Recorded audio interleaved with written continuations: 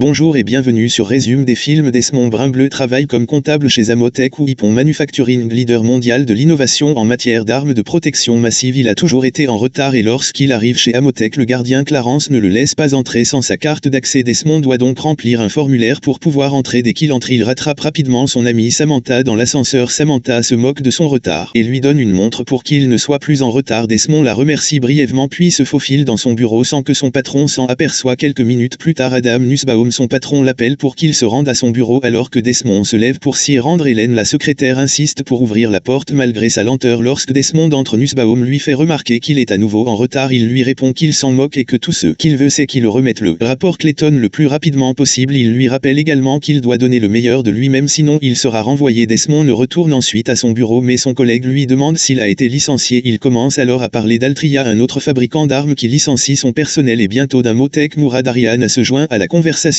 et affirme que c'est déjà le cas parce que le bureau d'une de leurs amies est vide, donc elle a dû être licenciée. Alors que Lantoire et Mourad commencent à paniquer, Desmond les rassurant, leur disant que tout ira bien. Soudain, Marcus Gann, un adepte du népotisme, intervient et se moque du fait qu'ils seront licenciés alors que lui sera promu. Alors que Marcus se moque de l'entouvor en lui disant qu'il sera certainement licencié, Nussbaum l'appelle pour qu'il se rende à son bureau. Desmond et Mourad ne peuvent que secouer la tête. Connaissant le sort de l'Antworth, à ce moment-là, le docteur Nicolas Fromm appelle Desmond pour qu'il se rende au centre de recherche et de développement. Alors que Desmond s'apprête à partir, il surprend la conversation de Fromm avec un autre scientifique, disons que quelque chose n'est pas encore prêt. C'est alors que tout le monde est convoqué au séminaire de motivation. En chemin, Samantha interroge Desmond sur l'incident du cochon et lui rappelle de ne pas recommencer. Déclenche ensuite une alarme sur la montre qu'elle lui a donnée, lui disant de passer à son bureau demain pour lui dire à quel point Nussbaum est impressionné par son rapport. Pendant le séminaire, Franklin, grand-l'oncle de Marcus, présente leur nouveau produit Zolt, une boisson énergisante qui prétend réveiller le guerrier qui est en vous. Pendant ce temps, Desmond quitte les environs pour travailler sur son rapport Clayton. En sortant, il aperçoit des ouvriers en train de livrer la dite boisson énergétique. Lorsque Desmond rentre chez lui, il se rend immédiatement dans sa chambre pour travailler sur son rapport, mais ses colocataires veulent jouer avec lui à une partie improvisée de Mario Kart. Il refuse dans un premier temps mais finit quand même par se joindre à eux. Le lendemain, il fait des fautes d'orthographe dans tout son rapport. Ils seront tout de même au travail, mais lorsqu'il arrive à la porte, Clarence est introuvable. Il aperçoit soudain le scientifique avec lequel Fromm parlait l'autre jour, mais celui-ci s'éloigne rapidement. Desmond est alors dans le bureau mais ne remarque pas que le réceptionniste a une tasse cassée enfoncée dans la nuque. Comme il est très pressé, il ne voit pas non plus que tout le bureau est éclabé de sang et rempli de cadavres. Lorsqu'il arrive au bureau, il trouve son patron en train de tailler des crayons tout en laissant en bizarrement, et il parle aussi de faire des crêpes de terre et de les exporter en Afrique. Puis à la grande horreur de Datmon, il découvre un homme mort avec des tonnes de crayons plantés dans le dos. Nussberry en disant qu'il l'a tué parce qu'il avait fait une faute d'orthographe. Entendant cela, Desmond panique lorsque Nussberry lit son rapport et c'est vrai qu'il a trouvé un mot mal utilisé. Nussbaum jette alors Desmond dans la porte, l'envoyant voler à l'extérieur. Les autres employés se révèlent alors et ils se comportent tout comme des zombies psychopathes. Ils se lancent à la poursuite de Desmond mais celui-ci parvient à se cacher dans une cabine voisine. Là, il voit son collègue Carter quitte comme un fou tout en buvant du Zolt. Carter lui crie de partir et quand Desmond réalise qu'il est dangereux, il sort prudemment. Cependant, il débranche accidentellement son ordinateur, ce qui amène Carter à l'attaquer. Alors qu'il se fait continuellement frapper, il s'empare d'un presse-papier qu'il fracasse sur la tête de Carter. Desmond se rend compte qu'il doit se lui-même. Il prend donc un presse-papier et tente de se rendre invisible en s'échappant avant qu'il ne puisse partir. L'alarme de sa montre se déclenche, ce qui lui rappelle Samantha. Il se rend en toute hâte à son bureau mais lorsqu'il arrive, il constate qu'elle a déjà consommé la moitié d'une canette de Zolt. Il l'empêche d'en boire davantage, ce qui a pour effet de renverser la boisson. Samantha devient furieuse et commence à attaquer Desmond. Samantha le plaque ensuite sur la table, essayant de l'amener à copuler avec elle, mais Desmond lui assène un coup de livre sur la tête, la rendant inconsciente. Sachant à quel point elle peut être imprévisible, Desmond l'attache à un chariot pour qu'ils puissent partir ensemble. Ils prennent ensuite les escaliers mais sont obligés de se cacher dans un entrepôt lorsqu'ils découvrent une foule d'employés en colère qui s'approche d'eux. En jetant un coup d'œil par la porte, Desmond découvre que Nussbaum forme une foule à son tour. Mourad l'attaque mais il le colle au mur pensant qu'il est infecté. Mourad se justifie en disant qu'il jeûne pour le ramadan et qu'il n'a donc pas consommé de Zolt. À ce moment-là, Samantha se déchaîne à nouveau et Desmond lui ouvre la bouche, ce qui lui vaut une morsure au doigt. Pendant ce temps, Nussbaum se dispute avec Bob et ses Spires du marketing d'Amotech. Il demande ensuite à sa foule en colère de tuer les deux employés à l'origine d'une campagne qu'il détestait. Avant de poursuivre son carnage, ils y trouvent l'entoureur qui est venu chercher son dernier chèque. En ignorant tout de la crise actuelle, avant de partir, ils acceptent de libérer Samantha mais elle dit à Desmond de la tuer si elle devient un rebelle. L'équipe sera ensuite au bureau de Franklin mais ce dernier et ses cadres refusent de les laisser entrer. À ce moment-là, un concierge sort de la pièce et ils en profitent pour entrer. Lorsqu'ils entrent dans le bureau de Franklin, ses cadres se protègent prudemment contre l'équipe. Cependant, Franklin règle les différends puis accepte de divulguer les informations sur le Zolt autour d'un verre de scotch. Il explique que le Zolt a été conçu pour rendre les soldats plus éveillés mais l'un des scientifiques de Fromm, mécontent, a distribué la boisson à tout le monde. demandent ce qui les a conduits à leur dilemme. Franklin n'a pas de plan concret pour résoudre le problème et il n'a pas non plus d'antidote. Il ajoute également que seul From sait ce ne se passe réellement et qu'ils doivent se rendre dans son bureau pour lui parler. À ce moment-là, Samantha s'effondre sur le sol et son état s'aggrave. Pendant ce temps, Nussbaum projette d'étendre son empire en distribuant vol dans le monde entier. Ailleurs, Desmond et Muradan Samantha dans le bureau de From où Desmond le frappe dès qu'il entre. Il s'avère que From a volé le mérite du Zolt à un autre scientifique, ce qui a conduit ce dernier à l'utiliser comme arme contre tout le monde. Cela choque Desmond mais il l'ignore et demande à From un antidote. From explique alors qu'il peut inverser les dommages subis par Samantha parce qu'elle n'a pas pris une dose complète de Zolt. Cependant, il ne leur reste que 30 minutes pour fabriquer l'antidote. Pour cela, ils ont besoin d'une fiole provenant de l'entrepôt qui est remplie des Spires de Nussbaum. Ensuite, ils rassemblent un tas d'armes et se préparent au combat. Lorsqu'ils arrivent à l'entrepôt, ils voient Raph se faire tuer par les employés. À ce moment-là, Nussbaum les voit à travers les caméras de sécurité et demande à tout le monde de les tuer. Paniqué, Desmond fait glisser 2000 terrestres sur le sol espérant que quelqu'un marchera dessus. En cas échec, Murad utilise un lance-flamme pour menacer les employés mais il finit par tomber en panne d'essence et Desmond et lui se mettent à courir pour sauver leur peau. Quelques minutes plus tard, ils trouvent l'occasion de tirer sur tout le monde et de tuer la plupart des employés. Ils réussissent ensuite à récupérer la fiole contenant l'antidote mais avant qu'ils ne puissent partir, Nussbaum leur tire dessus avec son robot exosquelettique alors qu'il se cache des balles de Nussbaum. Desmond dit à Moore d'apporter la fiole à From. Murad n'hésite pas et s'enfuit pour sauver sa vie mais il est rapidement attaqué par Marcus. Murad décide de riposter en frappant Marcus sans pitié et en hurlant de rage. Pendant ce temps, Desmond combat Nussbaum et s'espire avec une seule mitraillette. Juste avant que Desmond ne soit abattu, Samantha attire sur Nussbaum avec son arme. L'antidote a fonctionné et Samantha lui dit de s'enfuir avec elle. Peu après, Desmond, Samantha et Murad courent vers la sortie. Nussbaum les poursuit. Ils essaient de le tuer avec les bombes qu'ils ont placées dans tout le bâtiment mais le détonateur semble mal fonctionner. Desmond glisse alors dans l'une des mines terrestres sur laquelle Nussbaum marche sans le savoir. Au moment où ils atteignent la sortie, tout le bâtiment explose car les autres bombes explosent également. Desmond embrasse alors Samantha tandis que Murad fait pipi devant les flics qui viennent d'arriver à Motec. Merci d'avoir regardé la vidéo jusqu'à la fin. Abonne-vous, laisse un like et active la cloche de notification pour plus de vidéos de résumé des films.